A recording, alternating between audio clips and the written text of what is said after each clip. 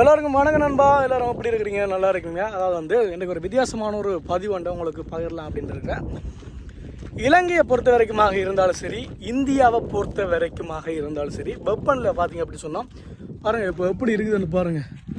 செம கடுப்பாக இருக்குது. சூரியனை பார்த்து டே இந்த மாதிரி கேட்கணும் போல் இருக்குது. அவ்வளோது வந்து மோசமாக வந்து இருக்குது. அந்த இதில் பார்த்தீங்க அப்படின்னு சொன்னால் யாழ்ப்பாணத்தில் நேற்றைக்கு முன்தினம் அப்படின்னு நினைக்கிறேன் 5 பேர் இறந்திருக்கிறார்கள். என்னதுக்கு அப்படி பார்த்தீங்கன்னா இந்த வெப்பநிலை காரணமாக வந்து 5 உயிரிழப்புகள் நடைபெற்றிருக்குது யாழ்ப்பாணத்தில். ஓகே, இந்த வெப்பநிலையால் வந்து என்னென்ன பிரச்சனை வருது அப்படின்னு பார்த்தீங்கன்னா ட்ராஷஸ், அதாவது வந்து வேக்குறு பருக்கள், அந்த பருக்கள் நம்பரும், அதெல்லாம் ஓகே, சின்ன விஷயம். அடுத்த பார்த்தீங்க அப்படின்னு சொன்னால் என்ன அப்படி பார்த்தீங்கன்னா தசைப்பிடிப்பு வந்து மோசமாக இருக்குது. ஏன் இந்த தசைப்பிடிப்பு வருது அப்படின்னு பார்க்க, அதாவது எங்களுடைய உடம்பில் வந்து வேர்வியல் வந்து அதிகமாக போய் ரத்தத்தில் இருக்க உப்பு வந்து இல்லாமல் இந்த தசைப்பிடிப்பு ஏற்படுது. அதை விட மோசமாக ஒரு பிரச்சனை ஒன்று வருது, பாரிசவாதம். அதாவது வந்து ஸ்ட்ரோக் அப்படின்னு கேள்விப்படுங்க. ஸ்ட்ரோக் வந்து ஏன் வருது அப்படின்னு பார்த்தீங்கன்னா இந்த மூளையில் வந்து இரத்த கசிவு அப்படின்னு இருந்தால் ஸ்ட்ரோக் வரும். அடுத்து பார்த்திங்கன்னா மூளைக்கு போகிற இரத்த குழாயில் வந்து அடைப்பு அப்படின்னு சொன்னால் ஸ்ட்ரோக் வரும். அடுத்து பார்த்திங்கன்னா மூளையில் இருக்கிற சில பாகங்கள் சிதைவடைஞ்சிருந்தால் ஸ்ட்ரோக் வரும். இதே மாதிரி தாங்க எங்களுடைய உடல் வெப்பநிலை வந்து 40.5 சென்டிகிரேடு கூடுதலாக வந்து வெப்பம் வந்து இருக்கிறபடியாக மோசமாக வந்து பாரிசவாதம் ஏற்படுத்தக்கூடிய சந்தர்ப்பம் கூடுதலாக இருக்குது. கூடுதலாக வந்து யாருக்கு இது ஏற்படுது அப்படின்னு பார்த்தீங்கன்னா முதியவர்களுக்கு வந்து இந்த இது வந்து ஏற்படுற சாத்தியக்கூறு கூடவே இருக்குது. ஏன் அப்படி வந்தீங்கன்னா எங்களை பொறுத்த வரைக்கும், அதாவது இளைஞர்களாக இருந்தாலும் சரி, சிறுபிள்ளாக இருந்தாலும் சரி, வெப்பத்தை தாங்குகிற சக்தி வந்து கூடுதலாக இருக்குது. அதாவது வந்து வெப்பத்தை கட்டுப்படுத்துகிற இது வந்து கூடுதலாக. முதியவர்களை பொறுத்த வரைக்கும் அது இல்லை. அந்த வேலை வந்து என்ன செய்யணும், அதுக்கு வந்து என்ன நடவடிக்கை செய்யணும் அப்படின்னு சொன்னால்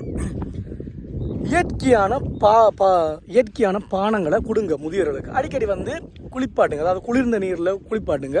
அது மட்டும் இல்லாமல் அடிக்கடி வந்து உடலை வந்து இப்படியான இந்த பாருங்கள் குளம் இருக்குதானே, இப்படியான இடங்களில் வந்து அடிக்கடி குளியுங்க. உடலை வந்து எப்பயுமே குளிர்மையாக வச்சுருங்க. குளிர்ந்த நீரில் குடிங்க. முக்கியமாக சொல்லப்போனால் செயற்கை கலந்த பானங்களை குடிக்க வேண்டாம் அப்படின்னு சொல்கிறாங்க. ஏன் அப்படி பார்த்தீங்கன்னா செயற்கையாக இருக்கிற பானங்களில் சர்க்கரை வந்து கூடுதலாக இருக்குது. என்ன இருக்குது? சர்க்கரை கூடுதலாக இருக்குது. சர்க்கரை குடிக்கிறதால என்ன நடக்குது அப்படின்னு இன்னும் வந்து தாகம் ஏற்படும். அதனால் வந்து இன்னும் வந்து தேவையில்லை பிரச்சனைலாம் வரும். தயவுசெய்து வந்து செயற்கை பானங்களை விட்டு வந்து இயற்கை பானங்களை குடியுங்க. அதாவது என்ன அப்படின்னு பார்த்தீங்கன்னா வந்து தேசிக்காய், எலுமிச்சைப்பழம், தோடம்பழம், தேசிக்காய் எலுமிச்சைப்பழம் ஒன்று என்ன ஓகே தோடம்பழம். அடுத்த என்னென்னு பார்த்தீங்கன்னா தர்பூசணி, வெள்ளரி பழம், அப்படி இல்லாமல் இருக்குதானே எல்லாத்தையும் வந்து குடியுங்க.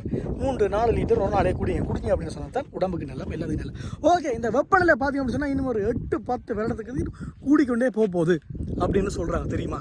இன்னும் ஒரு 8-10 வருடங்களுக்கு இந்த வெப்பநிலை வந்து இன்னும் கூடிக்கொண்டே போகுது. இதுக்கெல்லாம் என்னடா காரணம் அப்படின்னு பாய்க்க வேற ஒன்றும் இல்லை, நாங்கள் தான் காரணம்.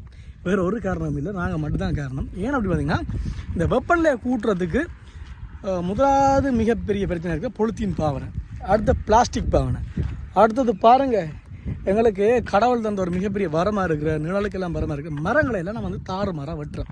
என்னத்துக்கு வெட்டுறோம்? காணியை விற்கிறதுக்கு, வாங்குறதுக்கு, புதுசாக வீடு கட்டி போட்டு அப்படியே வெளிநாட்டில் இருக்கிறதுக்கு, அப்படிலாம் நிறைய இதுகளை மரங்களை எல்லாம் தாறுமாறாக வெட்டி கொண்டே இருக்கிறோம். இதுக்கு நாங்கள் என்ன செய்யணும் அப்படின்னு சொன்னால் வீட்டுக்கு ஒரு மரத்தை நடுங்க. இப்போ அங்கே வீட்டுக்கு ஒரு மரத்தை நடுங்க. பிளாஸ்டிக் பொருட்களை பாவிக்காதீங்க. பொலித்தீன் பாவனையில் குறைக்கணும். அதான் வந்து இதுக்கு ஒரு தீர்வு வரும். ஏன் அப்படி பார்த்தீங்கன்னா இன்னும் ஒரு வருடங்கள் போகணும். அதாவது 8-10 வருடங்கள் இந்த வெப்பநிலை கூடிக்கொண்டே போகும் அப்படின்னு சொல்கிறாங்க. பார்த்திங்கன்னா இப்போவே வந்து அவ்வளோ மோசமாக இருக்குது இந்த வெயில் இருந்தால் பாருங்கள். அதாவது நோமல் நேரங்களெல்லாம் மனுஷனோட எல்லாம் கதைக்கு ஆசையாக இருக்குது. இப்போ யார் காய்ச்சாலும் கரெக்டாக மாதிரி இருக்குது. அதுக்கான காரணம் என்ன அப்படின்னு பார்த்தீங்கன்னா இந்த வெப்ப சூழ்நிலை. தயவுசெய்து வீட்டுக்கு ஒரு மரத்தை நடுங்க. பிளாஸ்டிக் பாவனை குறையுங்க, பொலித்தீன் பாவனை குறையுங்க. முக்கியமாக இயற்கை பானங்களை அடிக்கடி கொடுங்க. அது மட்டும் இல்லாமல் குழந்தைகள் வந்து ஆரோக்கியமாக இருக்கணும் அப்படின்னு சொன்னால் அடிக்கடி வந்து குளிர்ந்த நீரில் குழந்தைகளை குளிப்பாட்டுங்க.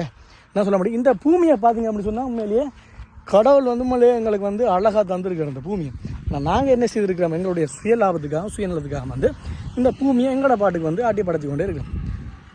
அந்த வேலை வந்து இந்த பாருங்கள், இந்த குளத்துல எல்லாம் பார்க்குறதுக்கு எவ்வளோ ஆசையாக இருக்குது பாருங்கள் பா.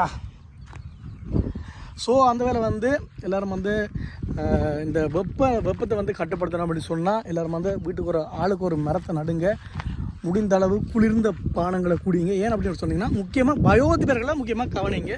வீட்டில் இருக்கிற வயோதிபர்களை முக்கியமாக கவனிங்க. ஏன்னு பார்த்தீங்கன்னா அவங்களுக்கு வந்து இந்த வெப்பத்தை தாங்குகிற சக்திகள் இருக்காது. அதில் வந்து நாங்கள் தான் அவங்கள பார்க்கணும். வயோதிபர்களை கவனிங்க. 3-4 லிட்டர் பழச்சாறுகளை தண்ணீர்களை அடிக்கடி குடிச்சு கொண்டே இருங்க. இந்த மாதிரி இடத்துல வரத்தான் கொஞ்சமே பாருங்கள் குளிர்ந்த இது வருது. அடிக்கடி வந்து இப்படியான இடங்களை வந்து குளிச்சிங்க அப்படின்னா நல்லா அப்படி தான் சொல்ல முடியும். இந்த இடம் வந்து எங்கே இருக்குதுன்னு உங்களை சொல்லிடுறேன். இது வந்து கிட்டத்தட்ட அங்கால வந்து சன்னதி, அதாவது முருகன் கோயில். இங்கால வந்து காங்கேசந்திரம், அதாவது கிட்டத்தில் கூட இவர் மே 13ஆம் தேதியிலேருந்து கப்பலோட போகுது. எங்கே அப்படின்னு சொன்னால் ஜாழ்ப்பாணத்தில் உள்ள காங்கேசன் துறைக்கும், அதாவது இதுலேருந்து கிட்டத்தட்ட ஒரு 2 கிலோமீட்டர் வரும். அதுக்கும் அடுத்தது வந்து நாகப்பட்டினத்துக்கும் ஓடப்போகுது. அது சம்மந்தப்பட்ட பதிவை நான் போட்டிருப்பேன். நினைக்கிறேங்க, அது பார்க்காதவர்கள் கீழே போய் பாருங்கள். ஓகே நண்பா, இந்த மாதிரி வக்கலேருந்து தயவு செய்து தப்பிடுங்க. மரங்களை வந்து எங்களால் முடிஞ்ச அளவு நட்டம் அப்படின்னு சொன்னால் எந்த வித பிரச்சனையும் பெற போகிறதில்லை. ஏன்னு பார்த்தீங்கன்னா அவங்களாம் வந்து உங்களுக்கு ஒட்சம் தந்துகிட்ருக்காங்க. அதில் வந்து எல்லோரும் சந்தோஷமாக கவனமாக இருங்க. நான் வந்து இப்போ என்ன செய்ய போகிறேன்னா இந்த குளத்தில் குளிக்க போகிறேன். ஓகே நண்பா, இன்னொரு காணொளியோட உங்களை சந்திக்கும் வரை உங்களிடம் இருந்து விடைபெற்று செல்கிறேன் என்று உங்களால் நண்பா.